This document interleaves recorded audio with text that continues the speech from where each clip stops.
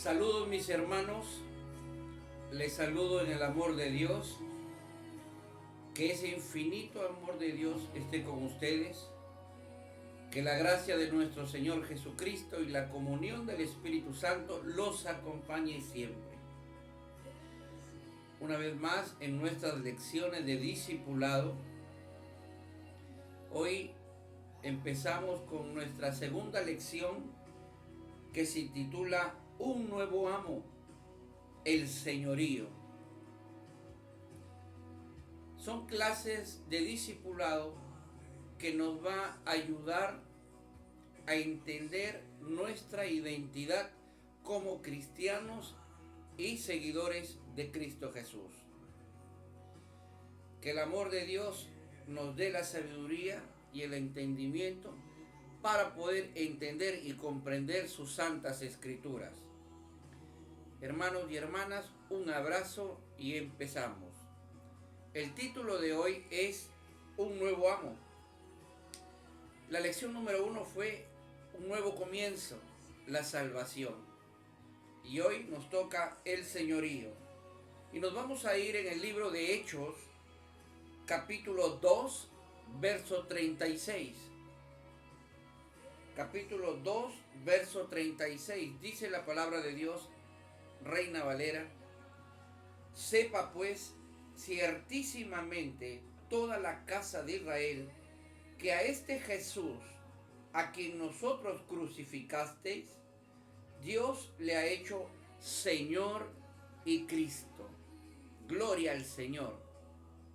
Dice la palabra de Dios, se dirige a todos nosotros, al pueblo de Dios, que nosotros crucificamos a Cristo. La iglesia, el pueblo, crucificó a Jesús, pero Él resucitó y Dios lo hizo Señor y Cristo para cada uno de nosotros. El señorío es uno de los mensajes centrales de la Biblia. Jesús es mencionado como Señor 92 veces en el libro de Hechos y 747 veces en todo el Nuevo Testamento, mientras que es mencionado como Salvador solamente 2 veces en Hechos y 24 veces en el Nuevo Testamento.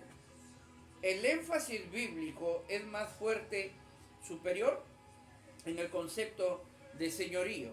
Señor significa amo, el que dice qué hacer, el que toma las decisiones.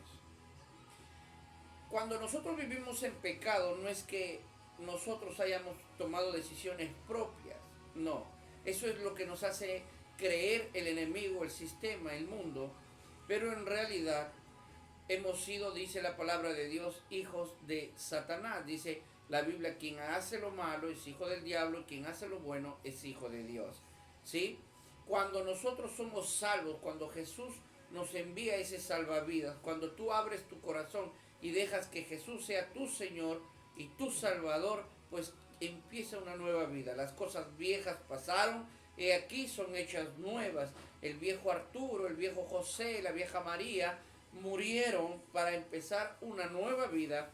Dios nos enseña a través de la palabra de Dios en el Antiguo Testamento que Dios cambiaba los nombres de las personas. Primero era Jacob, luego lo cambió a Israel, Abraham y luego fue Abraham o Abraham, ¿no es cierto? Entonces entendamos que hay una renovación, un renacimiento. Ahora, el señorío es muy esencial para la salvación. El comienzo de la salvación es el reconocimiento del señorío de Cristo. Tenemos que reconocer el señorío. El confesar que Jesús es el Señor implica una sumisión a su señorío en cada área de la vida. Si Jesús no es Señor de todo, entonces Él no es Señor de nada. No tenemos la opción de recibirlo como Salvador, pero tenemos la opción de llamarlo como Salvador, pero no como Señor. La salvación es una propuesta de todo o nada. En Romanos capítulo 10, verso 9, dice que si confiesas con tu boca que Jesús es el Señor y crees en tu corazón que Dios lo levantó entre los muertos, serás salvo. Este versículo tienes que aprenderlo y poner esa semillita en tu corazón. El señorío demanda obediencia. ¿Sí? Entonces dice que si confiesas con tu boca que Jesús es el Señor, pero que Jesús es el Señor ¿de qué? De tu vida, exactamente. Tiene que ser el Señor de mi vida, de una vida completa. Mi familia, mis negocios, mi futuro, mi visión, mis pensamientos, todo le pertenece a Jesús, que es mi Señor. El señorío demanda obediencia. De cualquiera que proclame que Cristo es su Señor, se espera que haga lo que Cristo dice. Si yo soy de un equipo deportivo, por ejemplo, del Perú, si soy de la Alianza, demanda mucho de mí a que haga cosas que los aliancistas hacen. Por ejemplo, no me pondría un polo del Universitario del Cristal. Si soy, por ejemplo, un deportista de la selección de México o de España o de Ecuador o de Colombia, igual, soy de un equipo, me demanda a que yo sea fiel a ese equipo, no que use otras camisetas o que yo vaya a hacer barra al otro equipo. Entonces, que Jesús sea mi Señor implica que yo sea obediente, ¿no? Entonces dice, la fe intelectual y la confesión vacía no son suficientes si decimos que Cristo es nuestro Señor. Nuestro estilo de vida debe de reflejarlo. Mis acciones demuestran quién es mi Señor. Mi obediencia me va a ayudar a demostrar y entender quién es mi Señor. Tenemos que hacer lo que Cristo dice a través de la palabra. Cristo me enseña a mí a amar a Dios con todo mi corazón, con todas mis fuerzas. Jesús demostró a través del sacrificio que hizo en la cruz del Calvario que nos amó y nos ama y nos amará siempre. Él no llenó la Biblia diciendo que nos ama. Él llenó la Biblia a través de sus acciones. Son las acciones de amor que nos demuestran que Él fue obediente a su Padre. Porque de tal manera amó Dios al mundo que dio a su unigénito Hijo para que todo aquel que en Él crea no se pierda, mas tenga vida eterna. Cuando Jesús muere, Dios lo hace Señor de todas las personas que creen en Él. Si yo dejo que Jesús entre en mi corazón, pues es el Señor de mi vida, el Señor de mis acciones. En Lucas 6:46 dice la palabra de Dios, ¿por qué llaman ustedes Señor, Señor y no hacen lo que les digo? Entonces, para que Jesús sea mi Señor, tengo que hacer lo que Él me dice. En Mateo capítulo 7, verso 21, dice, no todo el que me dice Señor, Señor, entrará al reino de los cielos, sino solo el que hace la voluntad de mi Padre que está en los cielos. No puedo decir Señor si mis acciones no van de la mano. No demuestra que Él sea mi Señor si yo estoy haciendo cosas que no le agradan a Dios. Amén. No puedo nombrar su nombre si mis acciones no van de la mano. Tengo que alejarme del mundo, del sistema, del viejo hombre, de mi antiguo padre, romper esos lazos para que específicamente Jesús sea mi Señor. No aquí, sino mi Señor sobre todo, sobre todas las cosas que yo haga. el señorío empieza en el corazón. Someterse a Cristo como Señor no significa seguir una serie de leyes religiosas y tradiciones. El señorío es algo del corazón. El señorío comienza como una sumisión interna del corazón. Si esto es genuino, eventualmente se manifestará en una obediencia visible.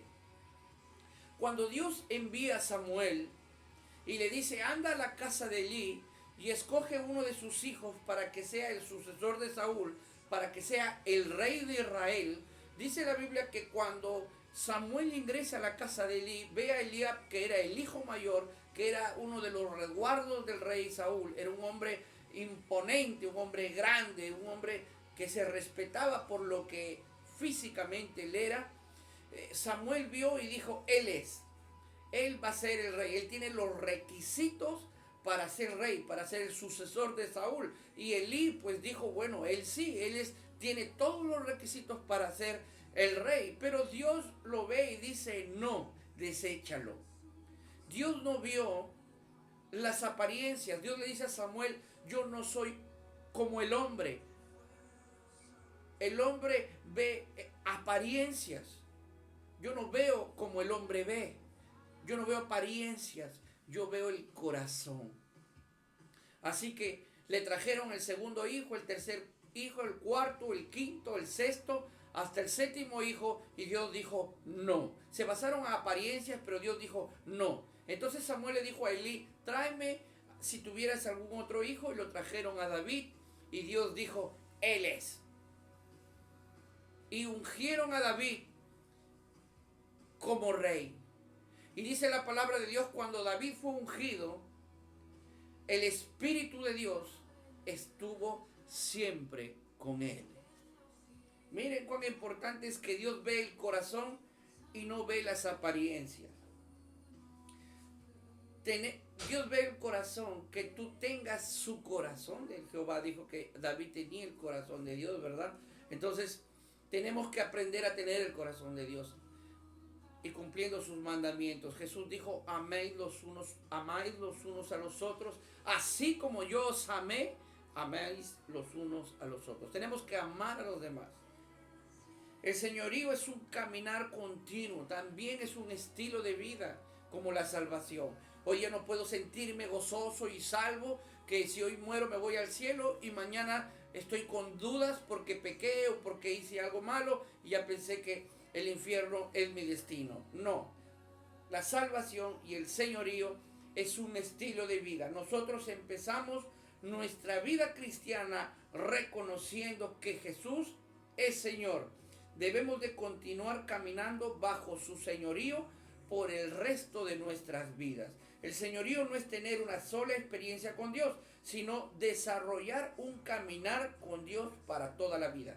Cuanto más lo conocemos, más nos sometemos a Él.